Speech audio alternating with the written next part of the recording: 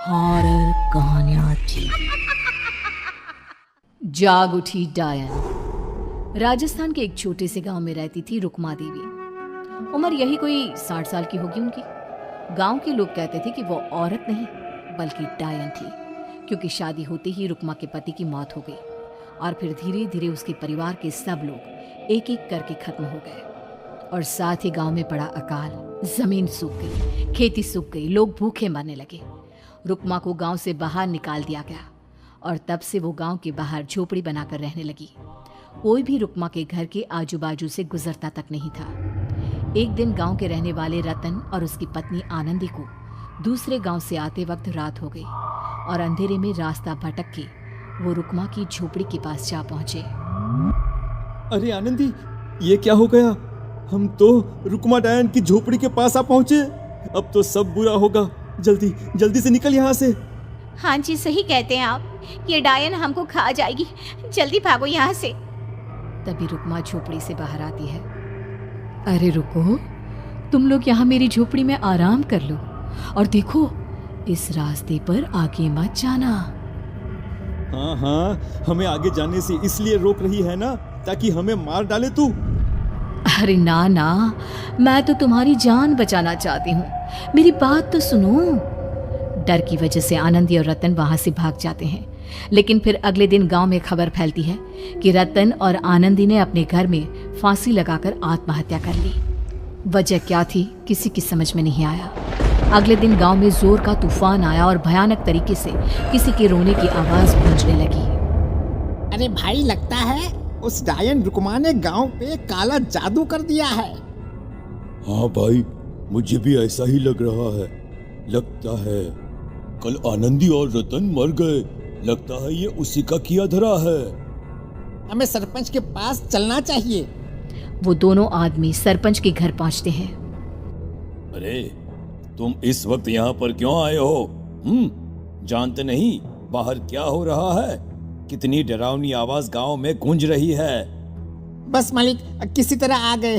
पूरे गांव वालों की जिंदगी का सवाल है। अरे मालिक, ऐसे तो सब एक एक करके मर जाएंगे। तो क्या चाहते हो? क्या किया जाए? मालिक हमें रुक्मा को मारना होगा। अरे जब तक वो डायन गांव में जिंदा रहेगी तब तक गांव में ये सब होता ही रहेगा। शायद ठीक कह रहे हो तुम लोग, मगर ये काम करेगा कौन? मालिक, अगर आप कहे तो हम दोनों मिलके इस काम को अंजाम दे दे। बस आपको हमें यकीन दिलाना होगा कि हम पकड़े नहीं जाएंगे। ठीक है, लेकिन बाहर जो आतंक का साया है उसमें तुम दोनों रुक्मा तक पहुंचोगे कैसे? हैं? क्या तुम्हें डर नहीं लगता? मालिक, आप उसकी चिंता ना करें। काल भैरव का भभूत है हमारे पास।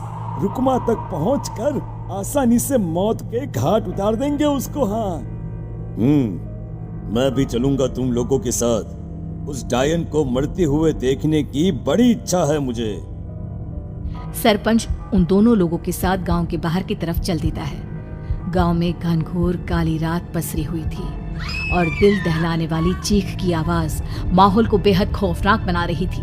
हाथ में काल भैरव का भभूत लिए वो तीनों रुक्मा की झोपड़ी की तरफ जा रहे थे। वहां पहुंचने के बाद, ये लो खंजर और पार कर दो इस डायन के कलेजे के अंदर। मालिक, आप बस यहीं खड़े होकर नजारा देखो, आज ना बचेगी ये। हाँ मालिक, ये भभूत अब इसकी जरूरत नहीं है। मैं इसे यहाँ पेड़ की डाली पे रख देता हूँ, लौटते वक्त हमारी रक्षा करेगा। वो दोनों आदमी चुपके से सोती हुई रुक्मा देवी के ऊपर वार करते हैं। एक जोरदार चीख से वो इलाका गूंज उठता है, लेकिन अचानक रुक्मा के शरीर से जो खून बहता है उसका रंग नीला था। ये देखकर वो दोनों आदमी डर से कांपने लगते हैं। अरे अरे अरे अरे, ये क्या? अरे इसके खून का रंग तो नीला है। अरे तो क्या हुआ? डायन जो ठहरी इंसान नहीं है ये, और आज इस बात का पक्का यकीन हो गया है। मर गई चुड़ैल, मर जाने दे। चल सरपंच साहब को जाकर ये खबर सुनाते हैं। वो दोनों जैसे ही बाहर आए, उन्होंने देखा सरपंच की लाश पेड़ पे लटकी हुई थी। ये देखकर वो दोनों डर के मारे चीखते हुए वहां से भागे। लेकिन तभी एक बेहद डरावनी औरत उनके सामने आकर खड़ी हो गई। कहाँ जा रहे हो? तुम्हें क्या लगा किसी का खून करके बच जाओगे तुम? कौन हो तुम? कौन हो? हमने तो डायन को मारा है, कुछ गलत नहीं किया भाई। वो डायन नहीं थी, वो इस गांव की रक्षा कर रही थी। तुम कौन हो? और तुम्हें कैसे पता वो कौन थी? उसने रतन और आनंदी को मार डाला। रतन और आनंदी को मना किया था रुक्मा ने इस रास्ते से आगे जाने से, पर वही दोनों माने नहीं और उन दोनों ने मुझे देख लिया था, इसलिए उनका मरना तो तय था। क्या मतलब तूने मारा था? और हम समझ रहे थे कि रुक्मा ये सब कर रही है। अरे वो तो मेरे कब्जे में थी, रोज अपने खून का चढ़ावा देकर इस गांव को बचा रही थी, तभी तो उसका खून नीला पड़ गया था। लेकिन तुमने तो उसे मारकर मेरा काम आसान कर दिया। अरे नहीं नहीं, हम नहीं मानते कि ये सच है। नहीं मानते तो बताओ सरपंच कैसे मरा फिर? क्योंकि उस वक्त तो तुम लोग रुक्मा को मार रहे थे ना, जवाब दो। हाँ, बात तो सही है। इसका मतलब इसका मतलब अब तुम लोगों ने अपनी मौत को खुद दावत दी है, क्योंकि जो तुम लोगों को बचाने की कोशिश कर रही थी वो तो अब रही नहीं। अरे लेकिन कौन है वो जो हम लोगों को मारना चाहता है? आत्मा, रुक्मा के घर वालों की आत्मा। वो लोग कोई आम आदमी नहीं, खूनी भेड़िए थे और रुक्मा ने उनका ये राज जान लिया था।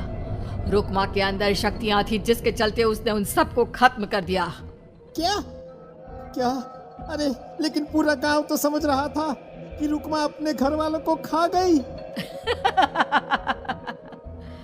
खा रुक्मा नहीं, मैं आ गई। क्योंकि असली डायन मैं हूँ और अब कोई नहीं बचेगा इस गांव में, कोई नहीं। भागो तुम दोनों। वो दोनों आदमी पागलों की तरह भागते हुए गांव पहुंचते हैं। वहां देखते हैं कि पूरा गांव खुद की नदी बन चुका था।